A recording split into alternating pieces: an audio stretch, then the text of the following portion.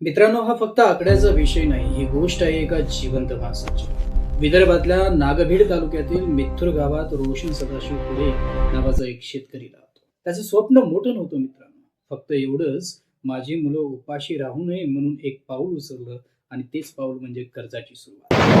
मला धक्का बसेल, हे सत्य चित्रपटातलं नाही, कथा नाही, अफवा नाही, हे वास्तव आहे, महाराष्ट्रातलं घडलेलं वास्तव. एका गरीब शेतकऱ्याने कर्ज फेडण्यासाठी स्वतःची किडनी विकली, तर 1 लाख रुपयाच्या कर्जासाठी आपली किडनी विकावी लागली.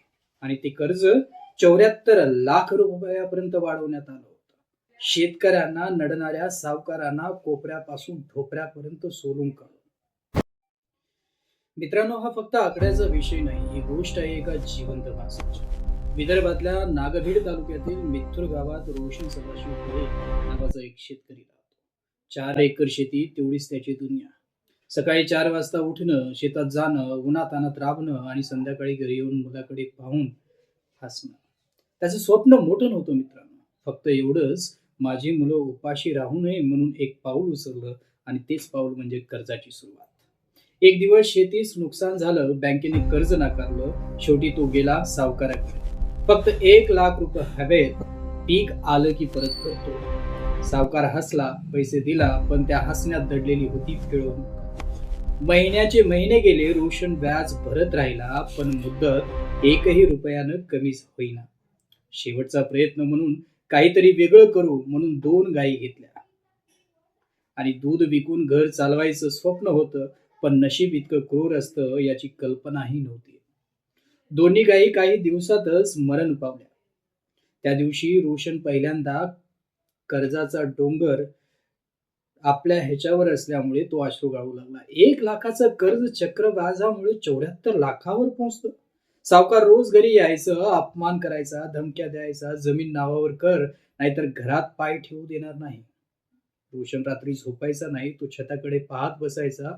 आत्महत्येचा विचार आला, पण मुलांचा चेहरा आठवला, किडनी विकण्याचा निर्णय घेतला. एक दिवस कोणीतरी त्याला सांगितलं, किडनी विक, पैसे मिळतील. तो थबकला, घाबरला, पण पर्याय? तो डॉक्टरकडे गेला, रिपोर्ट आले, तो बसून रडला. पत्नीला काहीच सांगितलं नाही. कोलकाता पासून कंबोडिया येथे त्याने जाऊन स्वतःची किडनी विकली. ऑपरेशन नंतर तो शुद्धीवर आला. पहिला प्रश्न त्याने विचारला, पैसे मिळाले का? तर ह्या रोशन नावाच्या शेतकऱ्याचं आजची अवस्था काय? आज रोशन जिवंत आहे, पण अर्धा. एक किडनी कमकुवत, शरीर औषधावर आणि आयुष्य जगतो. कर्ज अजूनही फिटलेलं नाही.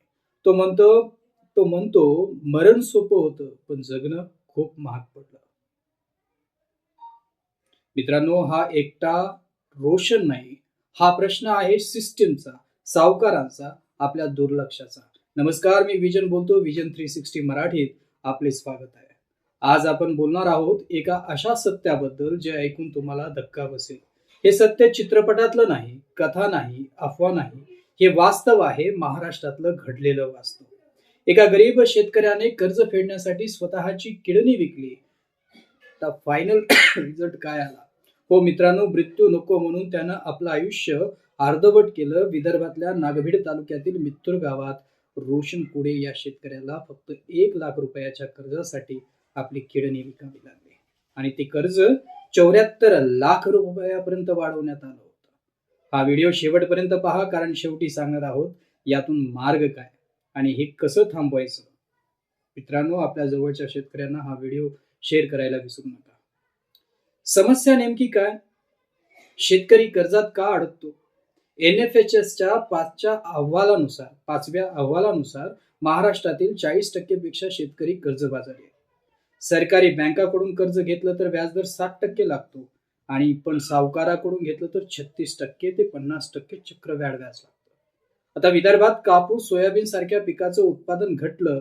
2023 मध्ये अवकाळी पाऊस असेल, दुष्काळ असेल, पीक नष्ट असेल. शेतकऱ्यांचं उत्पन्न मात्र शून्य, पण कर्ज मात्र वाढतच गेलं. आता प्रत्यक्ष काही केसेस असे मी सांगतो तुम्हाला, आता ऐका, हे केवळ एक प्रकरण नाही. केस नंबर 1, रोशन सदाशिव कुडे, मिथुर नागवेड. 4 एकर शेती, 1 लाखाचं कर्ज, कर्ज फेडलं तरी मुद्दल कमीच होईना. चक्रवाढ व्याजामुळे 1 लाखाचं कर्ज थिएट 74 लाखावर. शेतीपूरक व्यवसायासाठी दोन्ही गायी घेतल्या, पण दुर्दैव दोन्ही गायी मृत. शेवटी काय केलं मी मगाशी तुम्हाला कथा सांगितली. केस नंबर 2. रामराव काकडे रामटेकचा 5 एकर शेती, 5 लाखाचं कर्ज 2019 मध्ये दिल्लीत कडनी विकली आणि 5 लाखात आज एका किडनीवर जगताय. कर्ज अजून पूर्ण फिटलेलं नाही. एका बीबीसीच्या रिपोर्टनुसार 2016 सालीचा हा रिपोर्ट आहे. महाराष्ट्रात 100 अधिक शेतकऱ्यांनी किडनी विकली. यशवंतराव चव्हाण विद्यापीठाचा अभ्यास सांगतो 2005 ते 2015च्या दरम्यान 500 पेक्षा जास्त शेतकरी अंगविक्रीमुळे अडकले. कारण काय आहे मित्रांनो, शेतकरी किडनी का विकतो? कारण स्पष्ट आहे. कमी उत्पन्न, सरासरी मासिक उत्पन्न 10,000 रुपये, खर्च 20,000 रुपयाच्या घरात. हवामान बदल, दुष्काळ आला, पूर आलं, अवकाळी पाऊस पडला, महाग बियाणे, खत, औषध, विमा व बँक कर्जाचा अभाव, सावकारांची अमानुष लूट. स्वर्गीय R.R. पाटील एका ठिकाणी म्हणतात, शेतकऱ्यांना नडणाऱ्या सावकारांना कोपऱ्यापासून ठोपऱ्यापर्यंत सोलून काढू. पण आजही सावकार मोकाट आहे.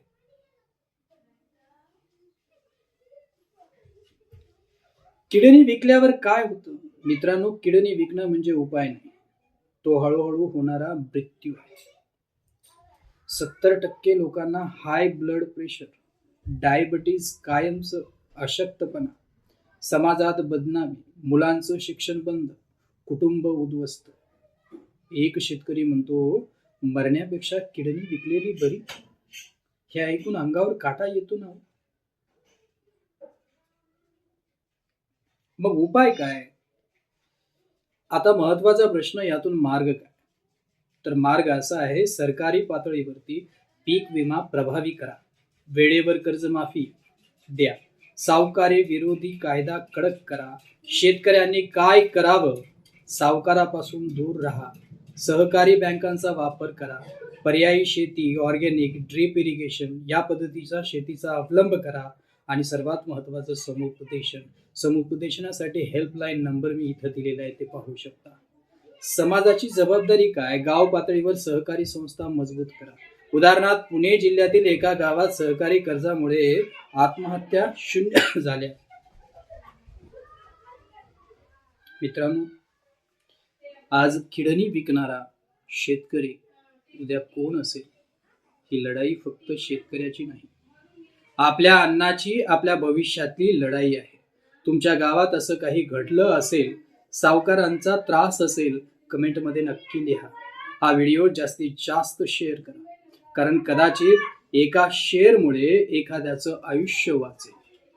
व्हिडिओ आवडला असेल तर लाईक बिलकुल करू नका, पण सबस्क्राईब मात्र नक्की करा चॅनलला. आणि विजन 360 मराठी सोबत जोडून राहा. जय जवान, जय किसान.